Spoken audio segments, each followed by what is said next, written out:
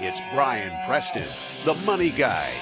So that's I don't know if that's step 3. That's probably more of a step 4 or 5 level, but it's still worth noting. All right, Brian. So now let's talk about the 4th level. And this one's exciting. This is what we just call financial freedom. And I think realistically, if you were to ask most people, if you were to survey them, this is probably the stage of wealth that people aspire to the most. When you think about financial independence, what you're really talking about is the financial freedom stage of wealth. I think it's what people lay in bed or sit at their office at 8 in the morning thinking about for the future. Well, yeah, I mean, because this is you do what you want, when you want, and you do it, really how you want. I mean, that's what you like. That's really what we start saving those dollars and investing that money for, is that you want to kind of own your time. And what you know is that you now have some security around. You have the ability not only to pay for your current needs. I can do the things I want to do the way I want to do them today, but I also know that my financial foundation is strong enough that I've also got my future need covered. That's freedom. I don't have to work with my hands, my brain, my back anymore. I know that my army of dollar bills can actually work for me. I think let's talk about what freedom is not. Freedom is, now look, it doesn't mean that you no longer work. You could. Now you're making decisions not because you have to work. You're making decisions because you want to work. And I think that's an important part. That's when we talk about the FIRE movement, this is the part I love, because you've said it before.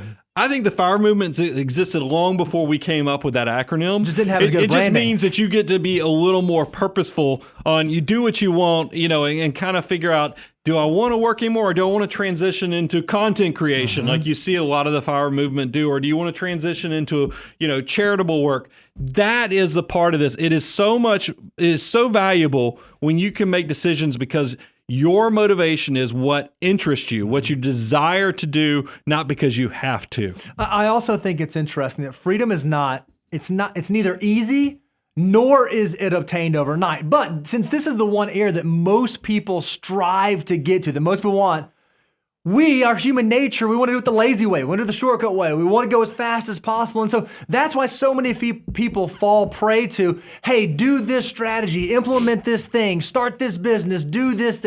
And they're promising financial freedom. But in reality, it's something that takes time. It takes effort. It takes consistency. It takes discipline. It takes a little bit of money. Those things don't just come. So financial freedom is, frankly, for most folks, something that you have to work towards. Well, I think it's important to remind people, because we had some different language points there, but still, lazy investing is good investing. Sure, yeah, meaning lazy investing is good. We like people not trying to get entertainment out of investing. We want you to create an automated wealth building through index investing, but it is one of those things where I think a lot of people neglect to see that the typical millionaire has worked for 27, they're 47 years of age. So that's typically probably 25 years of wealth building. And that's still not even financial independence. That just is to get to the first seven-figure mark. And time is such a valuable resource here. We still think lazy investing is good, but also respect the time that goes into doing this right. And so let's talk about some signs that you're doing financial freedom, that you're doing this stage of wealth well. The first one is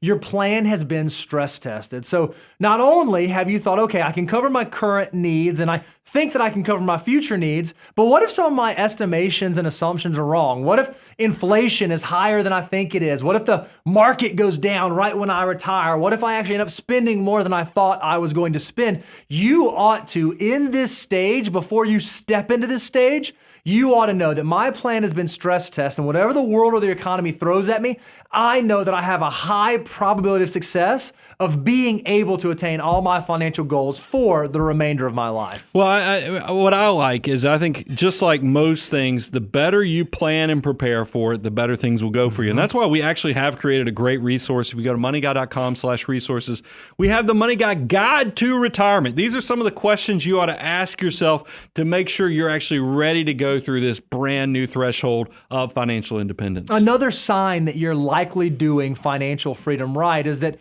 how you've done things always before is starting to morph a little bit. You used to keep 3 to 6 months of cash reserves, but in financial freedom, you're likely going to keep 12 to 18 months of cash reserves. The way that you used to do charitable giving may look a little bit different. The way that you try to handle your income in terms of high income or low income might look different. The way that you allocate risk across your portfolio should look different at financial freedom than it did in your accumulation phase. So it's important that you think through, does my financial freedom self and the decision I'm making actually reflect the stage of life that I'm truly in? Well, I find that when you reach this level, I mean, this is one of those stages where you have been a saver. You've already been bucking the trend of consumption in our society for saving so long. It sometimes gets to be really hard to go the other way with it. And when you are doing things different, like you just mentioned, cash reserves, you're going to spike that from 3 to 6 months, potentially up to 18 months and beyond.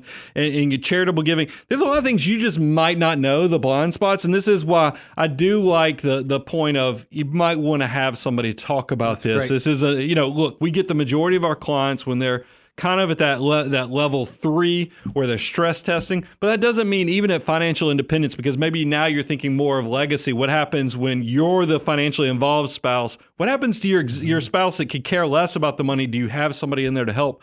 There's a lot of things that this could come into play.